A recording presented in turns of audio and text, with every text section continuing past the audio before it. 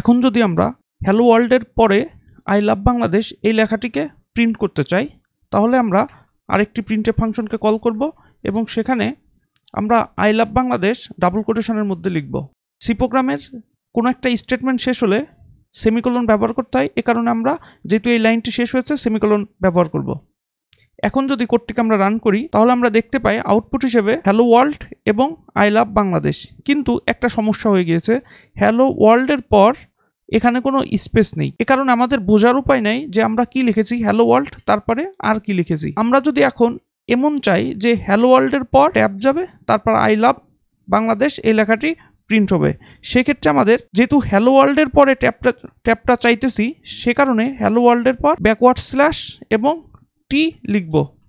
যখনই আমরা backward slash T লিখব তখন এক ট্যাব পরিমাণ জায়গা ছেড়ে দিয়ে আই লাভ বাংলাদেশ এই লেখাটি প্রিন্ট হবে। আমরা যদি কোডটাকে এখন কম্পাইল করি তাহলে দেখতে পারবো হ্যালো ওয়ার্ল্ড এরপর এক ট্যাব পরিমাণ জায়গা ছেড়ে দিয়ে আই লাভ বাংলাদেশ লেখাটি প্রিন্ট হয়েছে। এখন আমাদের নতুন আর একটা রিকোয়ারমেন্ট আসলো যে হ্যালো ওয়ার্ল্ড শুরুতে লেখা থাকবে এবং পরবর্তী লাইনে আই লাভ বাংলাদেশ এই লেখাটি প্রিন্ট করবে।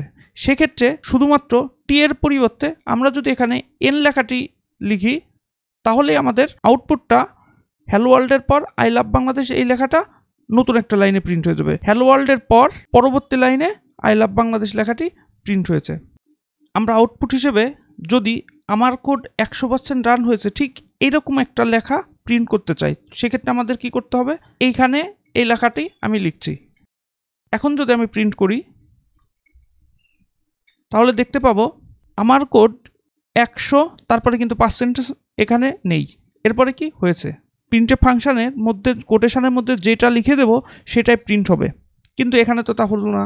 যেহেতু এখানে হয়নি তার মানে নিশ্চয়ই কোনো একটা কারণ আছে। কারণটি হচ্ছে এই যে পার্সেন্টেজ যে চিহ্নটা রয়েছে বা সিম্বলটা রয়েছে, এই সিম্বলটা সি প্রোগ্রামের একটা স্পেশাল ক্যারেক্টার। আর এই স্পেশাল ক্যারেক্টারকেই যদি আমরা আমাদের কোডে প্রিন্ট করতে চাই, সেক্ষেত্রে যে স্পেশাল ক্যারেক্টারটাকে আমরা প্রিন্ট করাবো ঠিক ওইটাই দুইবার লিখতে হবে। পার্সেন্টেজটাকেই দুইবার লিখি। এখন কিন্তু আমি সঠিক আউটপুটটা পাচ্ছি যেভাবে আমরা চেয়েছিলাম। যখন কোনো স্পেশাল ক্যারেক্টারকে আমরা আউটপুট হিসেবে দেখাইতে চাই তখন সেই স্পেশাল ক্যারেক্টারটিকে আমরা দুইবার লিখব। আমি যদি আরেকটি উদাহরণ দেই, প্রথমে আমি ফরওয়ার্ড স্ল্যাশ দেব, পরবর্তীতে ব্যাকওয়ার্ড স্ল্যাশ, এরপর ফরওয়ার্ড স্ল্যাশ, তারপর ব্যাকওয়ার্ড স্ল্যাশ। এইভাবে আমি এই সিম্বলগুলো প্রিন্ট করব। আমি এখন প্রিন্ট করতে চাই একটা ফরওয়ার্ড স্ল্যাশ, একটা ব্যাকওয়ার্ড স্ল্যাশ, আবার একটা ফরওয়ার্ড স্ল্যাশ, একটা ব্যাকওয়ার্ড স্ল্যাশ, এরকম একটা কিছু প্রিন্ট করতে চাই। দেখেন আমার এখানে কিন্তু কোডে ইরর দিচ্ছে। কেন ইরর দিচ্ছে? কারণ আমরা জানি ব্যাকওয়ার্ড স্ল্যাশ যেটা আছে, অর্থাৎ এই যে ব্যাকওয়ার্ড স্ল্যাশটা রয়েছে, এই যে ব্যাকওয়ার্ড স্ল্যাশটা রয়েছে, এই ব্যাকওয়ার্ড স্ল্যাশটা সি প্রোগ্রামের একটি স্পেশাল ক্যারেক্টার।